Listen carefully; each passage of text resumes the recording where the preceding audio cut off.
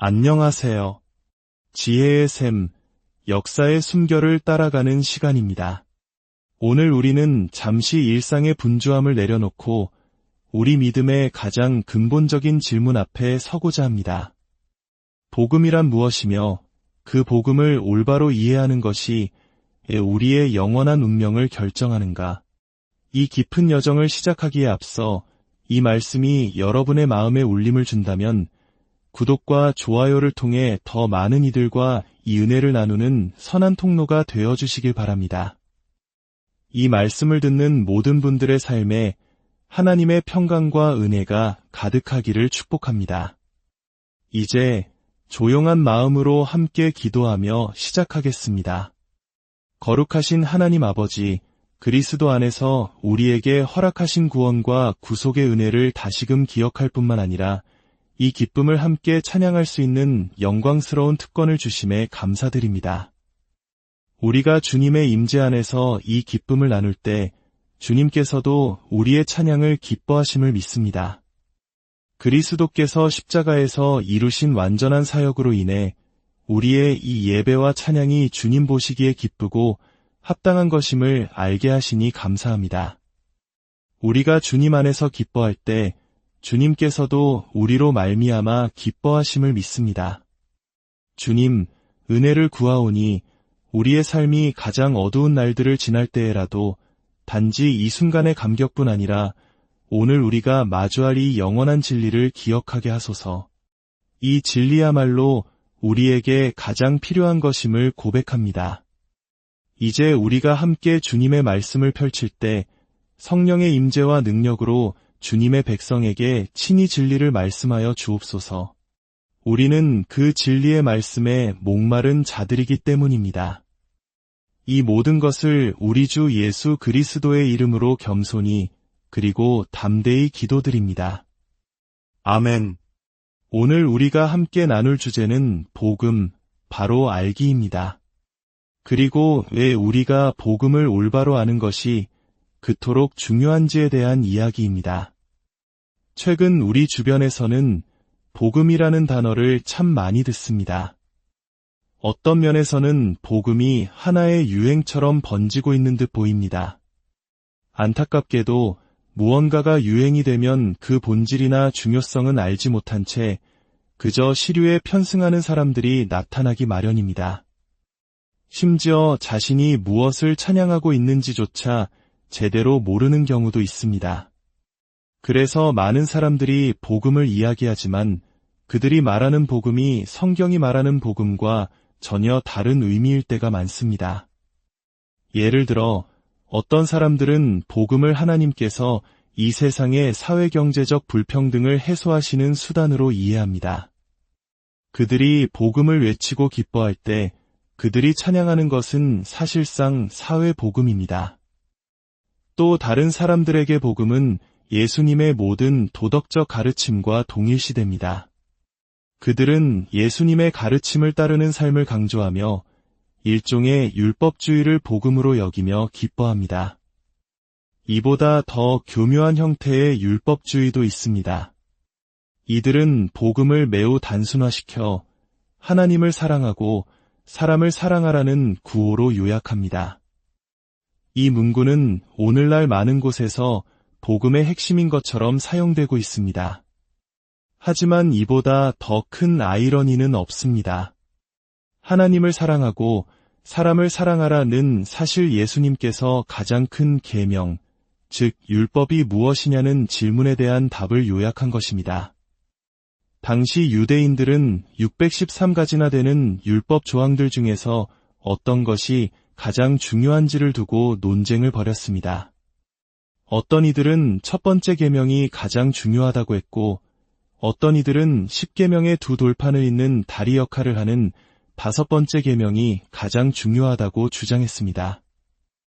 또 어떤 이들은 모든 죄의 근원인 탐심을 경고하는 10번째 계명이 으뜸이라고 말했습니다.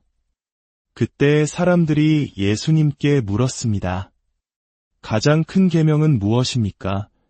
예수님께서는 그들에게 말씀하셨습니다. 내 마음을 다하고 목숨을 다하고 뜻을 다하여 주 너의 하나님을 사랑하라. 이것은 십계명의 첫 번째부터 네 번째까지, 즉 하나님에 대한 의무를 요약한 것입니다.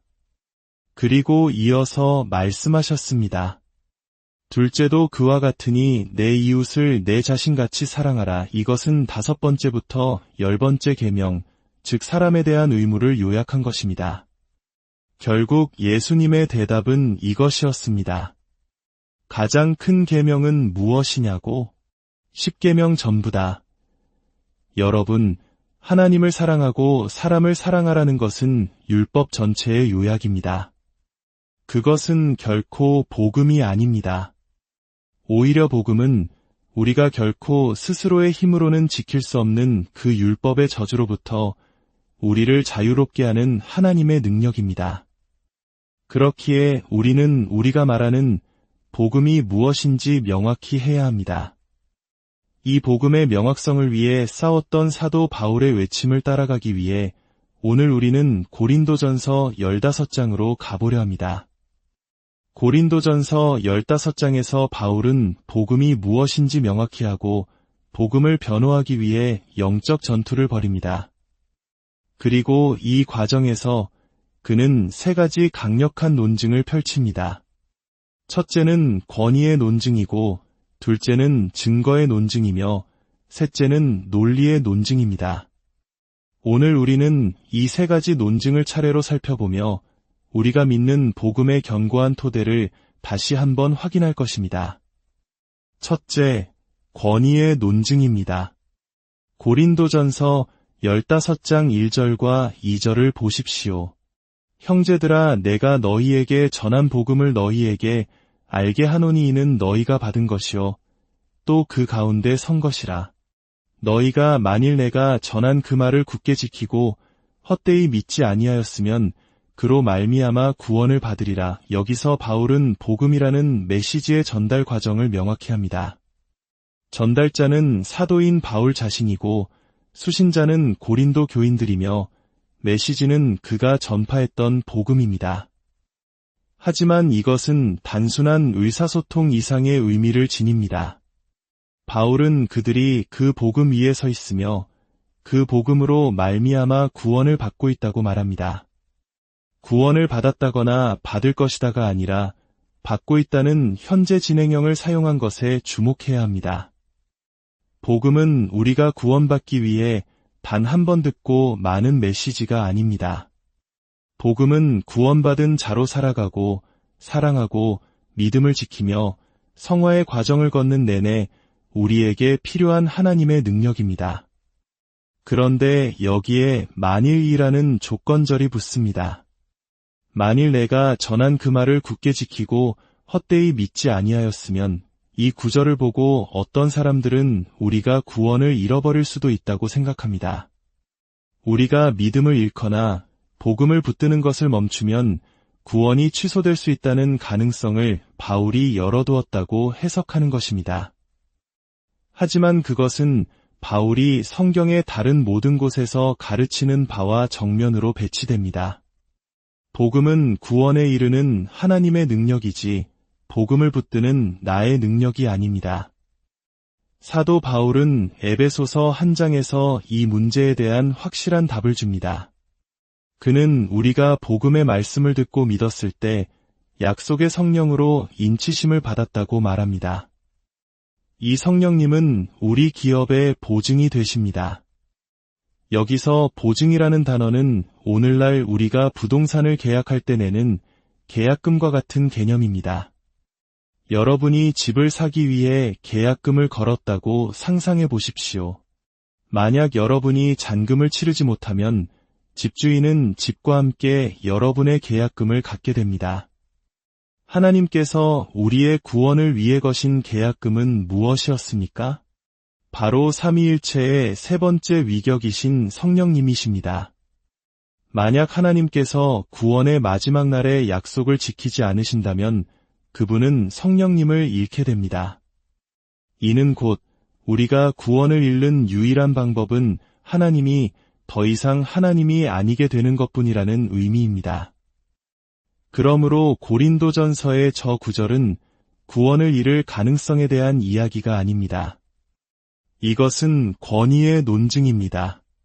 즉, 우리가 올바른 복음을 믿지 않으면 구원을 받을 수 없다는 선언입니다. 여러분은 복음을 마음대로 재해석하거나 변형하거나 일부를 수정하고서 구원의 소망을 가질 수 없습니다. 구원은 오직 사도들을 통해 전해진 바로 그 복음에만 근거하기 때문입니다.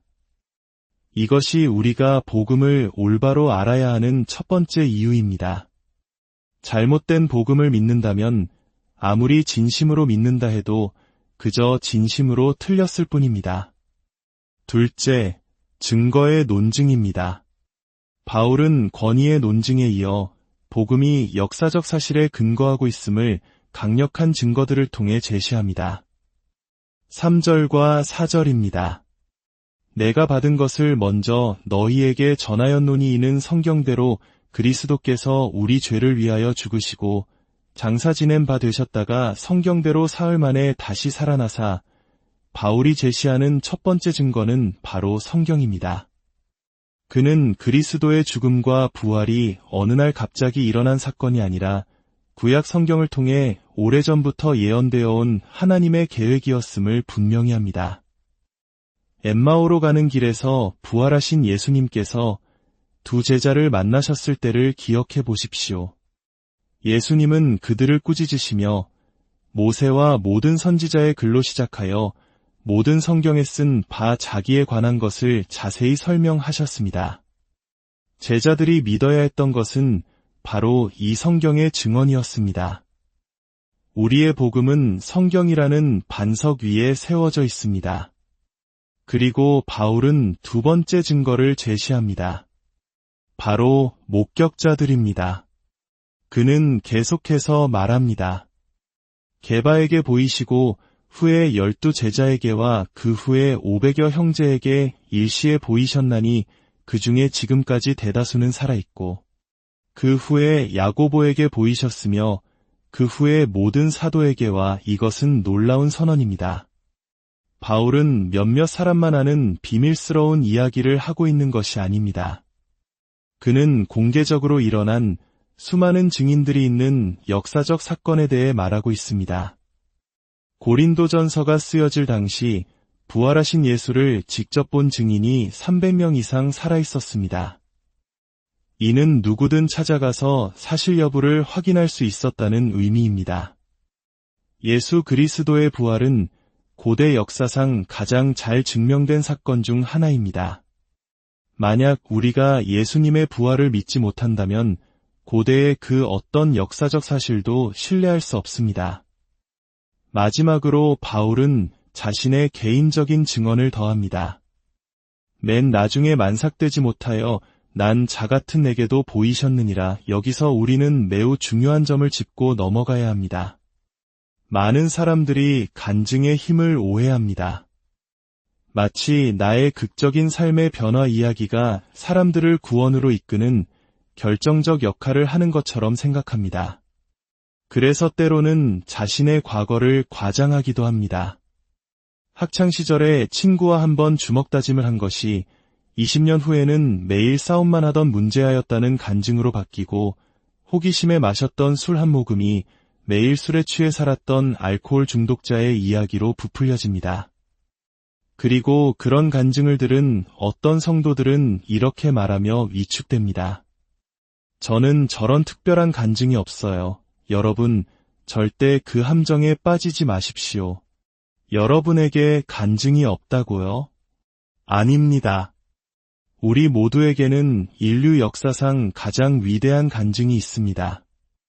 하나님께서 인간의 몸을 입고 이 땅에 오셨고 십자가에서 나의 모든 죄를 짊어지고 죽으셨으며 무덤에 묻히셨다가 사흘 만에 다시 살아나셔서 지금도 하나님 보좌 우편에서 나를 위해 중보하고 계시며 마침내 나를 영원한 집으로 데려가실 것이다.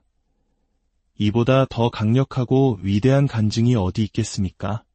바울의 논증은 자신의 경험이 아니라 하나님께서 복음을 공개적이고 역사적인 검증 가능한 사건으로 주셨다는 사실에 초점을 맞추고 있습니다. 셋째, 논리의 논증입니다. 이제 바울은 복음의 핵심, 특히 부활을 부정하는 사람들의 논리적 모순을 정면으로 파고듭니다. 당시 고린도 교회 주변에는 부활이라는 개념 자체를 받아들이지 못하는 철학을 가진 사람들이 있었습니다. 그들은 기독교의 다른 좋은 점들은 취하고 싶었지만 자신들의 이성과 맞지 않는 부활만은 빼버린 부활 없는 기독교를 원했습니다. 이것은 오늘날 지옥, 심판, 거룩함, 교회 등 자신이 불편하게 느끼는 교리들을 마음대로 빼버리고 자신만의 기독교를 만들려는 사람들의 모습과 다르지 않습니다. 바울은 그들을 향해 외칩니다. 만일 죽은 자의 부활이 없다면 논리적으로 반드시 따라오는 7가지 끔찍한 결론이 있다. 첫째, 그리스도께서도 다시 살아나지 못하셨을 것이다. 바울은 이것이 얼마나 엄청난 문제인지 압니다. 왜냐하면 그는 방금 전 권위와 증거의 논증을 통해 그리스도께서 부활하셨다는 사실을 명백히 증명했기 때문입니다. 둘째, 우리의 전파하는 것이 헛것이 된다. 만약 부활이 없다면 우리가 전하는 복음은 텅 비고 쓸모없는 외침에 불과합니다. 셋째, 여러분의 믿음도 헛것이 된다. 부활 없는 믿음은 아무런 능력이 없는 공허한 신념일 뿐입니다. 넷째, 우리는 하나님에 대해 거짓말을 한 증인이 된다. 하나님이 하시지도 않은 일, 즉 그리스도를 살리셨다고 거짓 증언을 한 신성모독적인 거짓말쟁이가 되는 것입니다. 다섯째, 여러분은 여전히 죄 가운데 있을 것이다. 그리스도께서 우리의 죄 때문에 죽으셨고 우리를 의롭다 하시기 위해 살아나셨습니다. 만약 그분이 부활하지 못했다면 그분은 죄의 권세 아래 무덤에 갇힌 것이며 우리의 죄값은 여전히 치러지지 않은 채 남아있게 됩니다. 우리는 거룩하신 하나님 앞에 아무런 소망 없이 서게 될 것입니다. 여섯째, 그리스도 안에서 잠자는 자, 즉 우리보다 먼저 세상을 떠난 성도들도 모두 망했을 것이다. 마지막 7째, 만일 그리스도 안에서 우리가 바라는 것이 다만 이 세상의 삶뿐이면 우리는 모든 사람 가운데 가장 불쌍한 자일 것이다. 우리는 인류 역사상 가장 거대한 거짓말에 우리의 모든 희망을 걸어온 가장 어리석고 가련한 사람들이 될 것입니다. 바울은 이처럼 부활을 부정하는 것이 어떤 끔찍한 논리적 기결을 낳는지 보여줍니다. 하지만 여러분, 여기에 위대한 반전이 있습니다. 바울이 첫 번째 결론, 즉 그리스도께서 다시 살아나지 못하셨을 것이라는 명제가 거짓임을 이미 증명했기 때문에 이 모든 끔찍한 결론들은 무너져 내립니다. 그리고 그 정반대의 진리가 찬란하게 빛을 발합니다. 그렇습니다. 죽은 자의 부활이 있으므로 그리스도께서 다시 살아나셨습니다. 그러므로 우리의 전파하는 것은 헛되지 않고 구원에 이르는 하나님의 능력입니다. 그러므로 여러분의 믿음은 헛되지 않고 은혜로 말미암아 구원을 얻는 참된 믿음입니다. 그러므로 우리는 거짓말쟁이가 아니라 진리의 증인들입니다. 그러므로 우리는 더 이상 죄 가운데 있지 않고 그분의 피로 깨끗하게 씻음 받았습니다. 그러므로 우리에 앞서 잠든 성도들은 망한 것이 아니라 지금 주님과 함께 안식을 누리고 있습니다. 그러므로 우리는 세상에서 가장 불쌍한 자들이 아니라 영원한 생명의 소망을 가진 가장 복된 자들입니다. 이것이 우리가 믿는 복음입니다. 복음의 내용은 중요합니다. 우리가 복음이라고 말할 때 무엇을 의미하는지가 중요합니다. 우리가 복음을 전파할 때 무엇을 말하는지가 중요합니다. 그리고 우리가 인생의 마지막 날에 무엇을 붙들고 있는지가 중요합니다. 궁극적으로 이 복음은 거룩하신 하나님 앞에 서서 우리의 삶을 결산해야 할 우리 모두의 유일한 희망이기 때문입니다. 복음을 통해서만 우리는 우리의 모든 죄의 빚이 우리를 위해 사시고 죽으시고 다시 사신 그분에 의해 완전히 지불되었다고 담대히 아뢰 수 있습니다. 그분은 살아계시며 다시 오셔서 산자와 죽은 자를 심판하시고 그분이 맡기신 모든 것을 온전히 구속하실 것입니다. 함께 기도하겠습니다. 하나님 아버지, 우리를 어둠 속에서 방황하도록 내버려 두지 않으시고 우리의 감정이나 경험, 능력이나 위로움에 의지하게 하지 않으심에 감사드립니다. 주님의 복음이 사도들을 통해 보존되고 선포되었으며 주님께서 공개적으로 역사 속에서 행하심으로 그것이 목격되고 검증될 수 있게 하심에 감사합니다. 그 결과 우리가 가진 소망은 텅 빈 희망이 아니라 주님의 말씀을 통해 전달된 이 진리들의 근거한 논리적이고 확실한 소망임을 고백합니다. 은혜를 구하오니 우리가 이 복음을 굳게 붙들게 하시고 신실하게 전파하게 하시며 그리스도께서 자신의 생명을 내어주신 그 보상이 온전히 이루어지게 하옵소서. 우리 주 예수 그리스도의 이름으로 기도합니다.